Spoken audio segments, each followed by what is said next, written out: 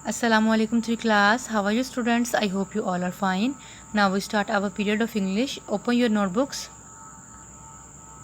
Firstly, prepare your notebook. Write the day Monday and the date is 29th June 2020.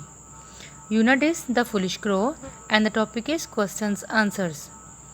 Question number 1 is where did the crow live? Live means रहना. Where means कहाँ. Where did the crow live? कौवा कहाँ रहता था? And the answer is he lived in a forest. F-O-R-E-S-T rest. Forest. Forest means jungle. He lived in a forest. वो जंगल में रहता था. And the question number 2 is which other birds lived there? Which means कौन से. Other birds lived there. वहाँ दूसरे और कौन से परिंदे रहते थे या उसके साथ कौन से परिंदे रहते थे. तो हमें पता है ना कौन से परिंदे रहते थे, हमने रीडिंग में भी पढ़ा है. तो कौन से परिंदे थे? He live among peacocks, sparrows, parrots and pigeons. 3 class हमने इन जो बर्ड्स हैं इनके नेम हमने डिक्टेशन में भी याद किए हैं. इनकी स्पेलिंग हम ऑलरेडी जो है लर्न कर चुके हैं. तो अब आपको क्वेश्चन राइट करने में आसानी होगी. He live among peacocks, PEAPCOCKS cocks, peacocks. Sparrows, SPARROWS sparrows, PARROTS parrots and PIPGEONS pigeons. He lived among वो मोर, चिड़िया, तोते और कबूतरों के साथ रहता था. ठीक है.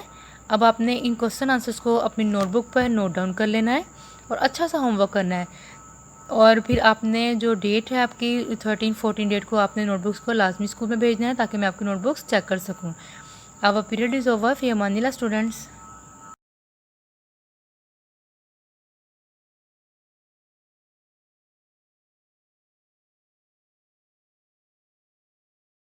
Assalamualaikum warahmatullahi wabarakatuh.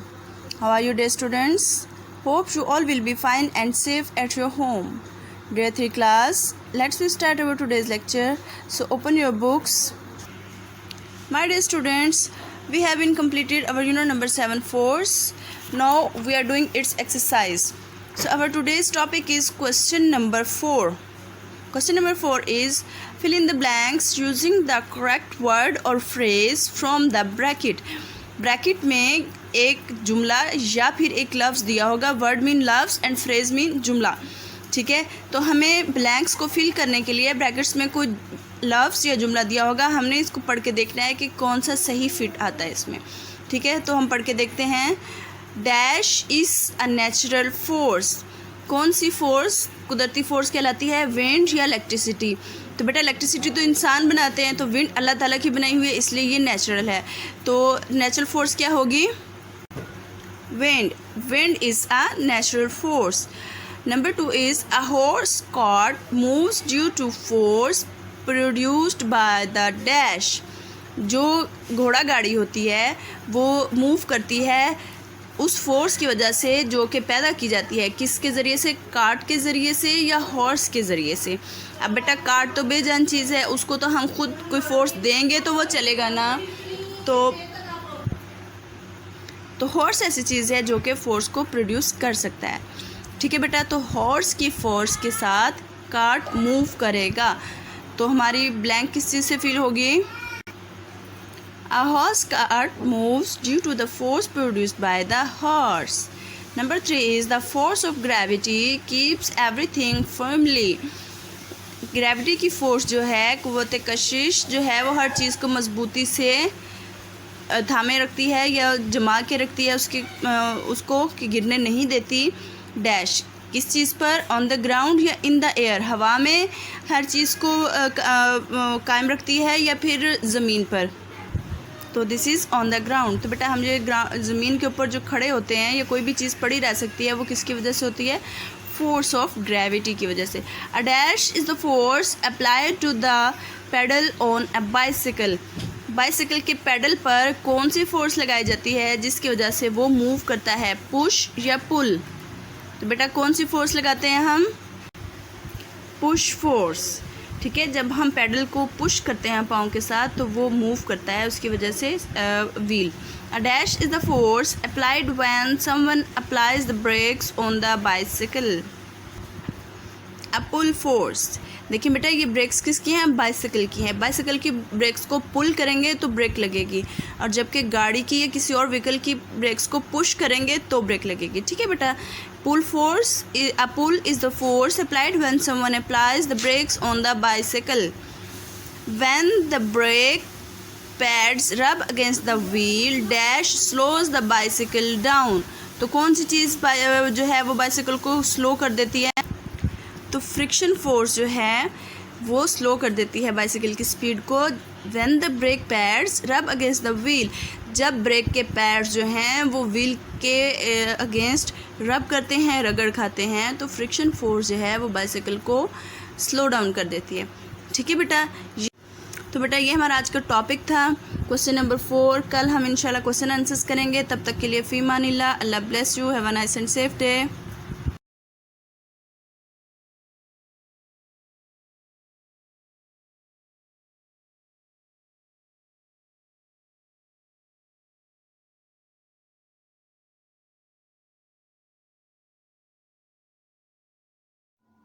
Assalamu alaikum warahmatullahi wabarakatuh. How are you dear students? Hope you all will be fine and safe in your homes. Dear students, आज आप लोगों का मैथ्स का टेस्ट है। उम्मीद है आपने अच्छी प्रिपरेशन की होगी। स्टार्ट में आपने क्या करना है, स्टार्ट में यहाँ पे अपने नेम राइट करना है, यहाँ पे अपनी आईडी राइट करनी है। टोटल मार्क्स आपके हैं 10 मार्क्स का आपका टेस्ट है, पेज नंबर 78, 80 एंड 81 का। ओके, क्वेश्चन नंबर 1 है find the product.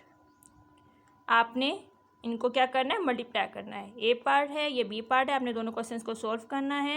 1 part 2 marks का है, टोटल ये 4 मार्क्स का क्वेश्चन है। क्वेश्चन नंबर 2 है मल्टीप्लाई द फॉलोइंग। आपने इन क्वेश्चंस को मल्टीप्लाई करना है, ठीक है। और आप लोगों ने नीट करना है क्वेश्चन, और हर नंबर के नीचे ही नंबर को राइट करना है, ठीक है। इस बात का ख्याल रखिएगा। टोटल मार्क्स इसके 6 हैं, ये भी 2 मार्क्स का 1 क्वेश्चन है, ठीक है बेटा। टेक केयर, अल्लाह हाफिज़।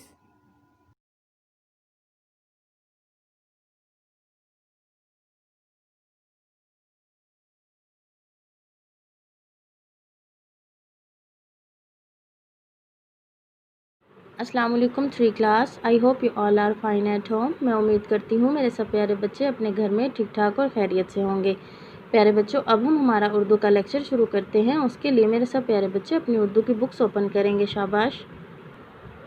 हाँ जी मेरे प्यारे बच्चे, जैसे कि आप सबको पता है कि कल हमने हमारा सबक हमारी कौमी ज़बान के अल्फाज जुमले किए थे, तो बेटा आज हम क्या करेंगे, आज हम इसकी मश्क शुरू करेंगे, ठीक है बेटा। उसके लिए मेरे सब प्यारे बच्चे अपनी मश्क वाला पेज ओपन कर लें, शाबाश। हाँ जी मेरे प्यारे बच्चों, अब हम हमारे मश्क शुरू करते हैं। मश्क का सवाल नंबर 2 है, मिसाल के मुताबिक दर्ज झैल अल्फाज को इनके मुतरादिफ से मिलाएं। हाँ जी बेटा, मुतरादिफ क्या होते हैं, वो अल्फाज जो अल्फाज तो मुख्तलिफ हों लेकिन उनके मायनी जो हैं वो एक हों, यानी कि 2 मुख्तलिफ अल्फाज जिनके मायनी एक हों, वो क्या कहलाते हैं, मुतरादिफ अल्फाज कहलाते हैं, ठीक है बेटा। अब यहाँ पर हमें 2 कॉलम दिए गए हैं जिसमें 2 मुख्तलिफ अल्फाज हैं, तो बेटा हमने ऐसे अल्फाज को आपस में मिलाना है कि जो 2 अल्फाज मुख्तलिफ हैं लेकिन उनका मायनी जो है वो बिल्कुल एक है, ठीक है बेटा। अब हम रीड कर लेते हैं। अब हमारा पहला लफ्ज़ है राह। क्या है हमारा पहला लफ्ज़, राह। तो बेटा अब राह जो है वो उसका मुतरादिफ क्या होगा, हम देख लेते हैं। खुला, हकीकी, दुरुस्त, रास्ता। हाँ जी, तो बेटा राह का मुतरादिफ क्या है, रास्ता। इन दोनों के मायने एक ही है ना, राह का भी जो है वो मतलब रास्ता है और रास्ते का मायने क्या है, रास्ता, ठीक है बेटा। इसी तरीके से क्या है, अब हम हमारे बाकी के अल्फाज देख लेते हैं। हमारा अगला लफ्ज़ है ग्रामर। क्या है लफ्ज़, ग्रामर। अब बेटा ग्रामर क्या है, अब जैसे हमारी उर्दू की ग्रामर है तो बेटा हम उसमें क्या पढ़ते हैं, उर्दू के क़वाइद पढ़ते हैं ना, उर्दू के असूल पढ़ते हैं। तो बेटा अब इसका मुतरादिफ क्या होगा, हमारे कॉलम बे में इसका मुतरादिफ लफ्ज़ बनता है क़वाइद। क्या है, ग्रामर, क़वाइद।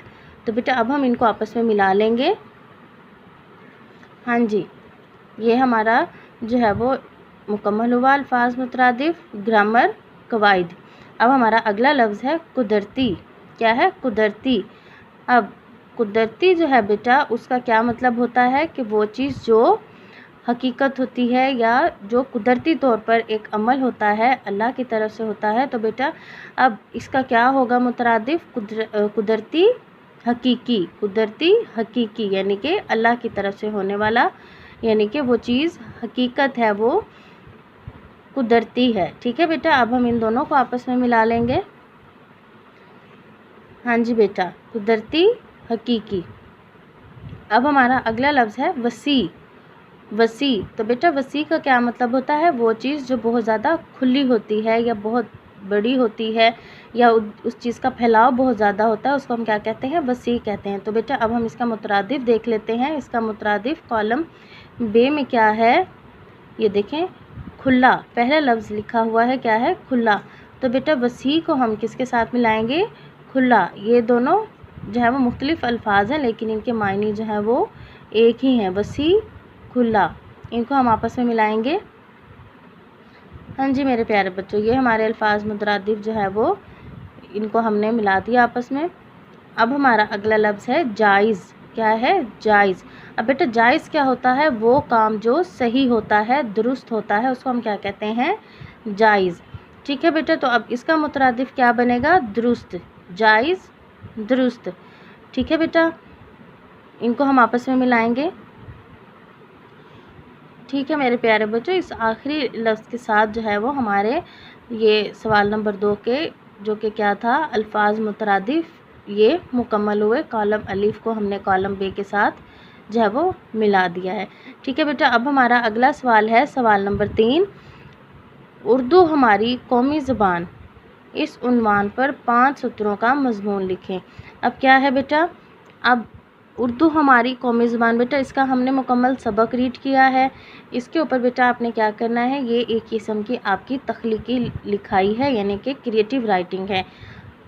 इसको बेटा आपने कैसे करना है? आपने इसको जो है वो अपनी हमारी जो कौमी ज़बान है उर्दू, इसको अपने मम्मा पापा के साथ शेयर करना है, उनसे डिस्कस करना है, उनसे जो है वो मालूमात इकट्ठी करनी है। और उसके अलावा बेटा हमारे जो हमने भी सबक मुकम्मल किया है, हमने ये जो हमारे सबक था इसमें भी इसके बारे में काफ़ी सारी इन्फॉर्मेशन है। तो बेटा आपने क्या करना है? इस सबक को रीड करना है, उसके अलावा आपने अपने मम्मा पापा की हेल्प लेनी है।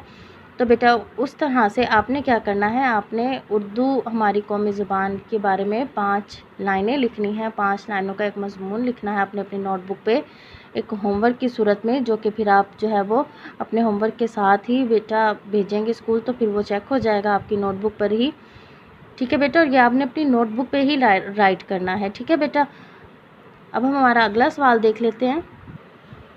हाँ जी मेरे प्यारे बच्चों, हमारा सवाल नंबर 4 है, दुरुस्त जवाब पर टिक का निशान लगाएं।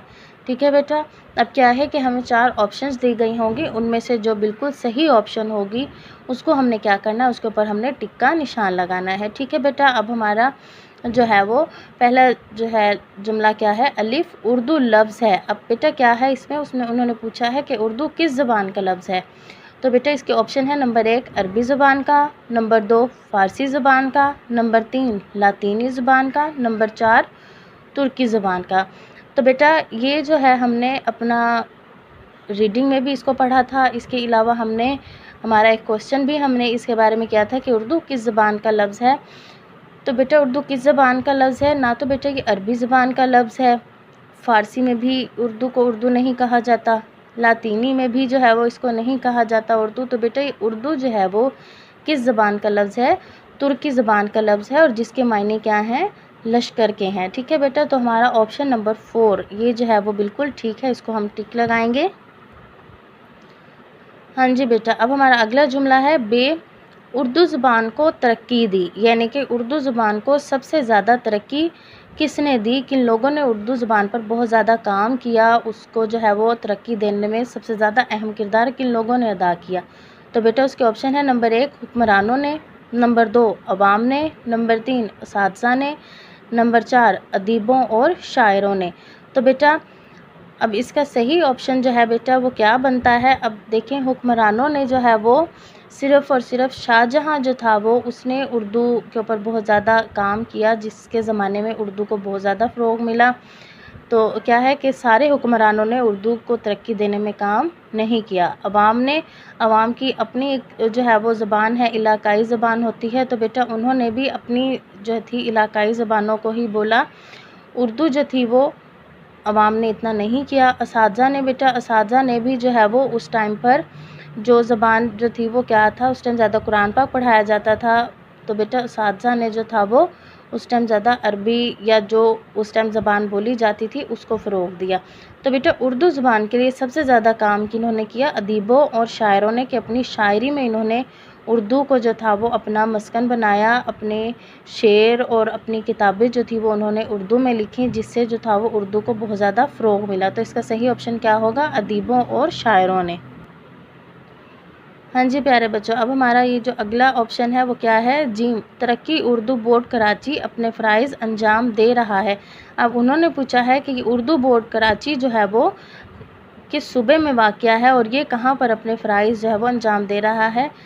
तो बेटा हमने इसके नाम से अंदाज़ा लगाना है कि ये किस सूबे में है। नंबर 1 सूबा पंजाब में, नंबर 2 सूबा सिंध में, नंबर 3 सूबा बलूचिस्तान में, नंबर 4 सूबा खैबर पख्तूनख्वा में। तो प्यारे बच्चों, तरक्की उर्दू बोर्ड कराची, तो बेटे इसके नाम से ही वाज़ह है कि ये किस सूबे में है। अब कराची ना सूबा पंजाब में है, ना बलूचिस्तान में, और ना ही खैबर पख्तूनख्वा में है। तो ये किस सूबे में है, ये सूबा सिंध में है। तो बेटा इसका सही ऑप्शन क्या होगा, सूबा सिंध में। हाँ जी, तो मेरे प्यारे बच्चों, इसके साथ ही हमारे ये सवाल नंबर 4 दुरुस्त जवाब पर टिक का निशान लगाएं, ये भी मुकम्मल हुआ। ठीक है बेटा, यहाँ तक हमारा आज का काम है। इसको आपने अच्छे तरीके से जो है वो सोच समझकर अपनी नोटबुक पे फिल करना है, बिल्कुल नीटली। ठीक है, बिल्कुल सफाई से आपने ये काम करना है, और इसके अलावा अपना ख्याल रखें, अपने मम्मा पापा का एहतराम करें। ठीक है बेटा, अल्लाह हाफिज़।